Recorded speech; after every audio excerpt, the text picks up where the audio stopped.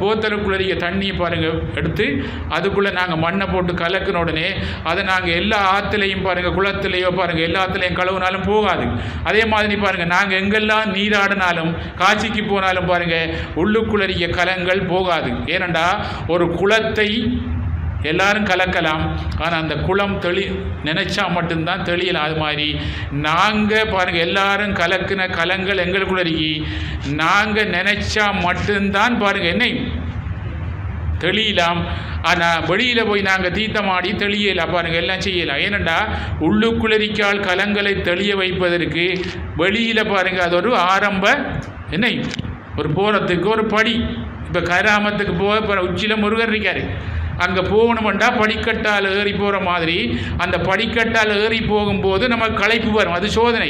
களைப்பு வந்தாலும் பாருங்கள் எங்களோட குறிக்கோள் கட்டாயம் பாருங்கள் நாங்கள் மலையில் இருக்க கதிராம முருகன்கிட்ட போய்த்து வரணும் என்ற எண்ணம் பலமாக இருக்கும் போது இந்த களைப்பு தெரியாது.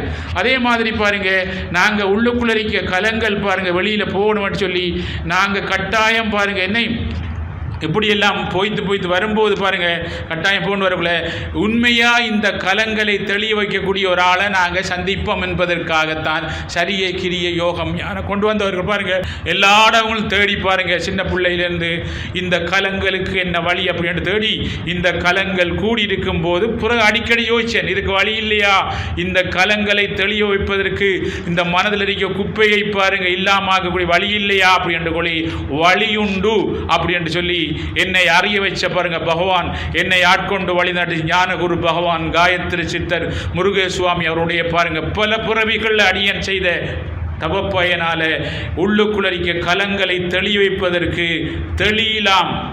தெளிய வைக்கலாம்.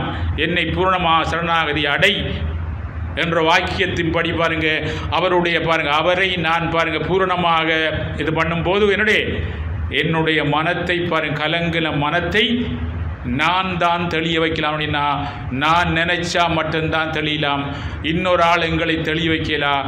அவர் சொல்ல அவ்வளவையும் பாருங்கள் எடுத்துக்கத்தாலே என்னுடைய மனம் தெளிஞ்சத்தால அவர் உள்ளுக்குள்ளரிக்க அவர் தான் கடவுள் ஆன்மா. அவர் பாருங்க அவரோட போனால் மட்டும்தான் தெளியலாம்.